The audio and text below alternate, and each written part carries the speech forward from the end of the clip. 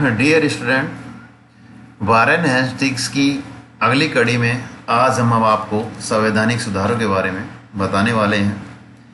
इससे पहले हमने देखा है उनके आंतरिक सुधारों की तरफ आपको बताया गया था, जिसके तहत हमने बताया था कि द्वैत शासन की समाप्ति वो करता है, लगान व्यवस्था में परिवर्तन करता है और किस प्रकार वो न्याय व्यवस्था में परिवर्तन करता है। और पहले बंगाल में न्याय व्यवस्था का कार्य जो नवाब के जिम्मे था, स्थानीय जमींदार करते थे, अब उससे बढ़कर कहीं न कहीं वो प्रत्येक जिले में एक दीवानी और फौजदारी अदालत की स्थापना करता है। कलकत्ता में एक सुप्रीम कोर्ट की स्थापना की जाती है। आर्थिक सुधार किए जाते हैं, टकसाल संबंधी सुधार किए जाते हैं।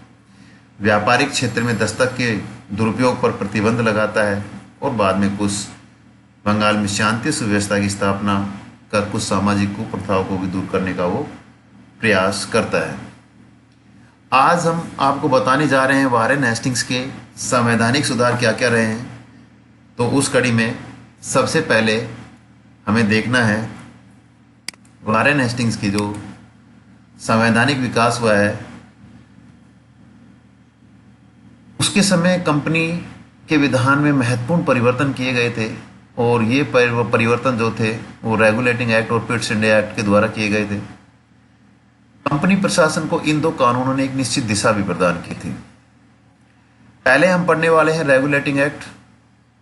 इसमें बताया गया है कि इस कानून के पारित होने से पूर्व तक ईस्ट इंडिया कंपनी एक स्वतंत्र व्यापारिक संस्था थी।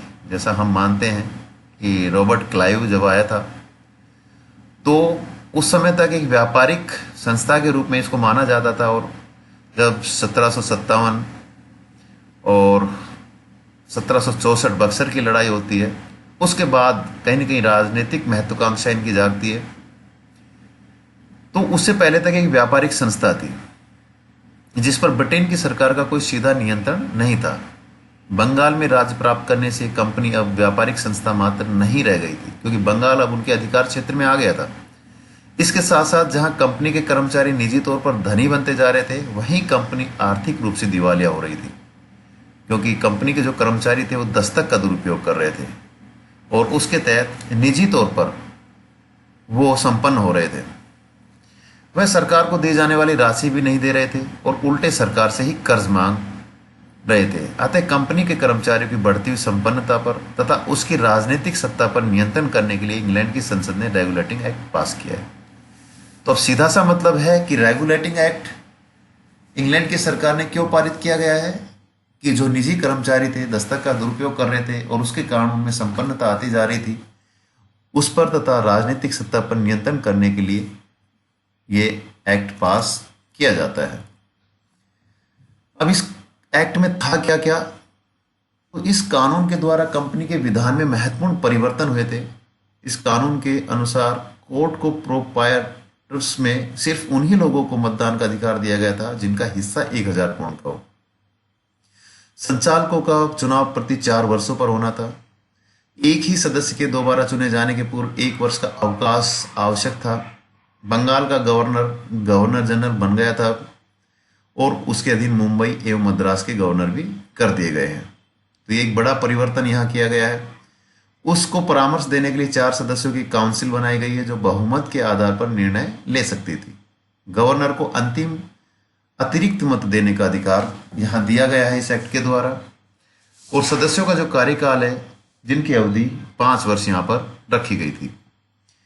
सबसे बड़ा अचीवमेंट, कलकत्ता में एक सुप्रीम कोर्ट की स्थापना यहाँ की जाती है और कंपनी के जो कर्मचारी निजी व्यापार करते थे उस पर पूर्ण पाबंदी लगा दी जाती है। तो भारत का पहला गवर्नर जनरल, 4 सदस्यों की काउंसिल सलाह देने के लिए, अतिरिक्त मत देने का अधिकार गवर्नर को, अवधि 5 साल, सुप्रीम कोर्ट की स्थापना कलकत्ता में, निजी व्यापार पर पूरी तरह से पाबंदी। ये 4-5 महत्वपूर्ण कार्य इस एक्ट के द्वारा किए गए। तो यहां देखते हैं कि वैधानिक तौर पर रेगुलेटिंग एक्ट एक महत्वपूर्ण कानून था जिसने कंपनी पर सरकारी नियंत्रण थोप दिया। इस कानून में लेकिन दोष भी अनेक थे, क्योंकि यह रेगुलेटिंग एक्ट व्यवहारिक नहीं था, क्योंकि मद्रास और बंबई की सरकारें पूर्ण रूप से गवर्नर जनरल के अधीन नहीं की गई थी और कार्यकारिणी तथा न्यायपालिका के अधिकारों का बंटवारा स्पष्ट भी नहीं किया गया था। संचालक समिति का गठन जो था वो भी दोषपूर्ण था। काउंसिल के सदस्य भी हेस्टिंग्स के विरोधी निकले, उनमें हमेशा झगड़ा होता रहता था, 4 लोग थे उनमें भी झगड़ा हो रहा है। इनकी आलोचना करते हुए एक विद्वान ने भी लिखा है कि इसने शासन शास्त्र के प्राथमिक सिद्धांतों को भंग किया। इसने ऐसा गवर्नर जनरल कायम किया जो अपनी काउंसिल के सामने असमर्थ था। इसने ऐसी कार्यकारिणी बनाई जो सुप्रीम कोर्ट के सामने असहाय थी, और सुप्रीम कोर्ट ऐसा था कि उस पर देश की शांति और कल्याण का कोई उत्तरदायित्व नहीं था। इसलिए तो एडमंड बर्क ने कहा कि रेगुलेटिंग एक्ट राष्ट्रीय न्याय, विश्वास और अधिकार का खुला उल्लंघन था।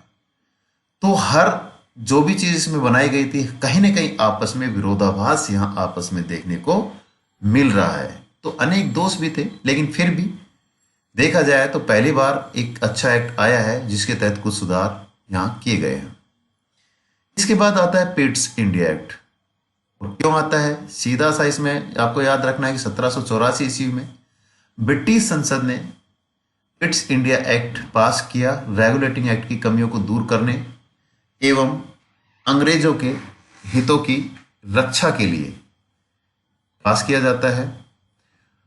और इस एक्ट ने कंपनी के मामलों और भारत में उसके प्रशासन पर ब्रिटिश सरकार को सर्वोपरि नियंत्रण का अधिकार दे दिया है। तो ये पिट्स इंडिया एक्ट में महत्वपूर्ण एक बिंदु है कि कंपनी के मामलों और भारत में उसके प्रशासन पर ब्रिटिश सरकार को सर्वोपरि नियंत्रण का अधिकार यहाँ दिया जाता है। इस कानून के अनुसार 6 सदस्यीय कमिश्नरों बोर्ड ऑफ कंट्रोल की स्थापना की गई और उसका कार्य निदेशक मंडल और भारत सरकार को आवश्यक परामर्श देना और उसकी कार्रवाइयों पर नियंत्रण रखना था। तो एक बोर्ड ऑफ कंट्रोल की स्थापना भी यहाँ की जाती है जिसमें 6 सदस्य होते हैं। इसके सदस्यों के रूप में इंग्लैंड के अर्थ मंत्री और प्रिवी काउंसिल के सदस्यों को रखा जाता है। और भारत में गोपनीय आज्ञाएं भेजने के लिए 3 सदस्यों की एक समिति का भी गठन किया गया। गवर्नर जनरल के काउंसिल के सदस्यों की संख्या घटाकर पहले जो 4 थी अब 3 कर दी जाती है। और मद्रास और मुंबई प्रेसिडेंसी के गवर्नर को युद्ध एवं शांति तथा राजस्व संबंधी मामलों में अब पूरी तरह से गवर्नर जनरल के अधीन कर दिया जाता है। गवर्नर जनरल कहाँ बैठ रहा है, बंगाल में बैठ रहा है, और पूरी तरह से मद्रास और मुंबई प्रेसिडेंसी को भी उसको अधीन कर दिया जाता है। गवर्नर जनरल अब बिना बोर्ड ऑफ कंट्रोल की सहमति के किसी भी देशी राज्य की प्रति किसी प्रकार की भी नीति, युद्ध, शांति और मैत्री नहीं अपना सकता था। तो ये था पिट्स इंडिया एक्ट में बहुत महत्वपूर्ण कार्य इसके द्वारा किए गए थे। तो ये मान सकते हैं कि एक रेगुलेटिंग एक्ट का पूरक था और इस कानून ने कंपनी की नीतियों को पूरी तरह इंग्लैंड की सरकार के नियंत्रण में ला दिया। यद्यपि इस एक्ट में कुछ कमियां रही होगी, तथापि इसके महत्व पर प्रकाश डालते हुए C.H. फिलिप्स लिखता है कि 1784 ईस्वी का एक्ट एक चतुर एवं कुटिल प्रस्ताव था जिसने संचालक समिति की राजनीतिक सत्ता को मंत्रिमंडल के गुप्त एवं प्रभावशाली नियंत्रण में कर दिया था। इस एक्ट ने उस प्रशासनिक ढांचे को तैयार किया जो थोड़े बहुत संशोधनों के साथ 1858 ईस्वी तक चलता रहा। तो ये देखो एक महत्वपूर्ण था कि 1784 में जो पिट्स इंडिया एक्ट आया उसमें कुछ ऐसे बिंदु रखे गए थे जो थोड़े बहुत परिवर्तनों के साथ जो 1858 का भारत शासन अधिनियम में आता है वहां तक थोड़े बहुत फेरबदल के साथ वो चलता है। तो पिट्स इंडिया एक्ट पूरी तरह से गवर्नर जनरल को शक्तियां दी जाती है, सदस्य भी 4 से 3 कर दिए जाते हैं, एक बोर्ड ऑफ कंट्रोल की स्थापना की जाती है। तो ये सब चीजें पिट्स इंडिया एक्ट के तहत की जाती है। तो ये थे लॉर्ड कॉर्नवालिस के कुछ संवैधानिक सुधारों में हम गिन सकते हैं। उसके बाद कुछ एक पॉइंट रह जाता है जो अभी तक नहीं बताया गया है, पिछले 3 वीडियो तीसरी वीडियो है, तो इसको भी हम देख लेते हैं कि नंद कुमार का मुकदमा। ये एक वारेन हेस्टिंग्स से जुड़ा हुआ है और जो वारेन हेस्टिंग्स के कार्यकाल में एक धब्बे के रूप में भी हम देख सकते हैं कि नंद कुमार पहले तो कौन था कि नंद कुमार बंगाल का एक समृद्ध ब्राह्मण था और उसने मार्च 1775 ईस्वी में काउंसिल के सम्मुख उपस्थित होकर हेस्टिंग्स पर लिखित रूप में आरोप लगाया कि हेस्टिंग्स ने मीर जाफर की विधवा मुन्नी बेगम, मीर जाफर जो 1757 में आपने देखा था कि अंग्रेजों की तरफ से कहीं ना कहीं लड़ रहा था, तो उसकी जो विधवा मुन्नी बेगम थी को नवाब का संरक्षक बहाल करने के बदले में मुन्नी बेगम से 3.5 लाख रुपए की घूस ली। तो सीधा सीधा आरोप लगा रहा है नंद कुमार किसके ऊपर, जो भारत में उस समय प्रथम गवर्नर जनरल है वारेन हेस्टिंग्स पर। तो बहुत बड़ी बात थी। काउंसिल के सदस्यों ने हेस्टिंग्स पर लगाए गए आरोपों का स्वागत किया और वारेन हेस्टिंग्स से स्पष्टीकरण मांगा।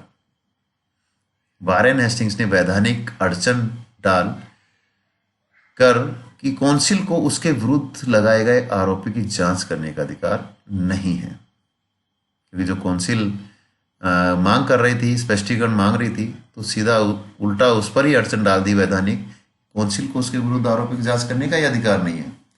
तो हेस्टिंग्स ने काउंसिल की सभा का भी बहिष्कार किया, परंतु काउंसिल के सदस्यों ने हेस्टिंग्स की अनुपस्थिति में नंद कुमार द्वारा लगाए गए अभियोगों को सत्य माना। क्योंकि हेस्टिंग्स तो उपस्थित होता नहीं है, तो उन लोगों ने उस अभियोग को सत्य मान लिया तथा हेस्टिंग्स को आदेश दिया कि वे सारा धन कंपनी के कोष में जमा कर दे। तो ये काउंसिल के सदस्य, एक तरफ हेस्टिंग्स है, वो वैधानिक अड़चने डालता है, काउंसिल से विधेयक पारित कर देती है और अभियोग जो लगाया गया था उसको सत्य मान लिया जाता है और ये कहा जाता है कि हेस्टिंग्स सारा जो धन था वो कंपनी के कोष में जमा कर दे, जो 3.5 लाख रुपए थे। तो वारेन हेस्टिंग्स ने काउंसिल के आदेशों की अवहेलना करने तथा अपने को निर्दोष साबित करने के उद्देश्य से नंद कुमार पर यह आरोप लगाया कि उसने और उसके कुछ साथियों ने कमालुद्दीन नामक व्यक्ति पर हेस्टिंग्स के विरुद्ध घूसखोरी का आरोप लगाने के लिए दबाव डाला है। देखो यह कमाल की बात है। नंद कुमार पर यह आरोप सिद्ध नहीं हो सका, परंतु शीघ्र ही कलकत्ता के एक अन्य व्यापारी मोहन प्रसाद ने नंद कुमार पर जालसाजी का आरोप लगा दिया। इस आधार पर नंद कुमार को गिरफ्तार किया जाता है। सुप्रीम कोर्ट ने 8 दिनों के अंदर ही मुकदमे की कार्रवाई समाप्त की जाती है और जालसाजी के अभियोग में नंद कुमार को फांसी की सजा दी जाती है और 15 अगस्त 1775 को उसको फांसी पर लटका दिया जाता है। तो ऐसा मानते हैं कि नंद कुमार की ये न्यायिक हत्या है और इसके साथ ही बाद में वारेन हेस्टिंग्स पर लगाए गए आरोप समाप्त हो जाते हैं। तो अपने बचाव में वारेन हेस्टिंग्स ने यह सब किस किया, लेकिन उसकी हर जगह पर निंदा की गई। हेस्टिंग्स पर यह भी आरोप लगाया गया कि उसने सुप्रीम कोर्ट के न्यायाधीश सर एलिजा इम्पे के सहयोग से नंद कुमार को फांसी दिलवाई तथा काउंसिल से अपनी सुरक्षा की मांग की। तो ये एक ऐसा एपिसोड रहा है वारेन हेस्टिंग्स के लिए, जो न्यायाधीश के साथ मिलकर जो केस को कहीं से कहीं डाइवर्ट करता है, करता खुद है, और एक निर्दोष को कहीं ना कहीं फांसी की सजा दी जाती है जो उसके ऊपर आरोप लगाया जाता है। तो ये वारेन हेस्टिंग्स के कार्यकाल के लिए एक धब्बे के रूप में इतिहास में याद किया जाएगा। अंत में देखते हैं कि वारेन हेस्टिंग्स के कार्यों का मूल्यांकन हम किस प्रकार कर सकते हैं। बिल्कुल इसमें कोई शक नहीं है कि वारेन हेस्टिंग्स की गणना भारत के प्रथम गवर्नर जनरल के रूप में की जाती है, जो रेगुलेटिंग एक्ट के द्वारा प्रस्ताव पारित किया गया था। उसने क्लाइव के कार्यों को आगे बढ़ाकर भारत में अंग्रेजी सत्ता की जड़ें और भी सुदृढ़ किए। क्लाइव ने काफी कुछ काम किया है, लेकिन भ्रष्टाचार इतना ज्यादा था, वापिस चला जाता तो उसके ऊपर भी केस चलाया जाता है, लेकिन फिर भी उस पर कंट्रोल करके वो दस्तक का दुरुपयोग रोकता है वारेन हेस्टिंग्स और कहीं ना कहीं अंग्रेजी सत्ता की जड़ें सुदृढ़ करता है, आर्थिक स्थिति भी मजबूत करता है। उनके प्रयासों से कंपनी की सीमा एवं प्रभाव क्षेत्र में भी वृद्धि होती है, क्योंकि अब बंगाल, बिहार, उड़ीसा, यहां पर कंपनी का प्रत्यक्ष शासन प्रारंभ होता है। मुगल सम्राट शाह आलम द्वितीय, अवध का नवाब, मराठे तथा निजाम सभी अंग्रेजी प्रभाव के अंतर्गत आ चुके थे। तो कहीं न कहीं साम्राज्य विस्तार काफी फैल चुका था वारेन हेस्टिंग्स के समय। और यहाँ सबसे बड़ी बात हम ये देख सकते हैं कि सभी भारतीय शक्तियां थी, वो अब अंग्रेजों को भारत में एक शक्तिशाली राजनीतिक प्रतिद्वंदी के रूप में स्वीकार करने लग गए। क्योंकि 1757-1764 से पहले हम देख सकते हैं कि वो एक व्यापारिक संस्था थी और भारतीय जो नरेश थे या जो राजा महाराजा थे, शासक थे, वो लोग उनको एक राजनीतिक प्रतिद्वंदी के रूप में नहीं देखते थे, एक व्यापारिक कंपनी के रूप में वो लोग देखते थे। लेकिन यहाँ पे ये चीज निकल के आई है कि अब जितनी भी भारतीय शक्तियां हैं वो अंग्रेजों को भारत में एक शक्तिशाली राजनीतिक प्रतिद्वंदी के रूप में स्वीकार करते हैं। तो वारेन हेस्टिंग्स ने अपने प्रशासनिक सुधारों से बंगाल में शांति व्यवस्था भी कहीं ना कहीं कायम करता है। वारेन हेस्टिंग्स के प्रयासों से ही 1783 ईस्वी में एशियाटिक सोसाइटी ऑफ बंगाल की भी स्थापना होती है, जिसने भारत के विस्तृत गौरव को उजागर करने का प्रयास किया है। यानी कि जो भी प्राचीन गौरव था भारत को, उसको निकालने की यहाँ कोशिश की है इस, इस एशियाटिक सोसाइटी ऑफ बंगाल के माध्यम से। इसलिए इतिहासकार रॉबर्ट्स ने लिखा है कि भारत में जितने अंग्रेजों ने शासन किया उनमें हेस्टिंग्स को सर्वोच्च स्थान दिया जाना चाहिए। अल्फ्रेड लोयल के शब्दों में वारेन हेस्टिंग्स ने वह आरंभिक प्रशासनिक क्षमता दर्शाई जिससे वह भारत में किसी भी युग में महान माना जाता है। तो ओवरऑल देखा जा सकता है कि वारेन हेस्टिंग्स का एक कार्यकाल एक युग रहा है जिसने बड़े परिवर्तन किए हैं और संवैधानिक क्षेत्र में काफी आगे बढ़कर काम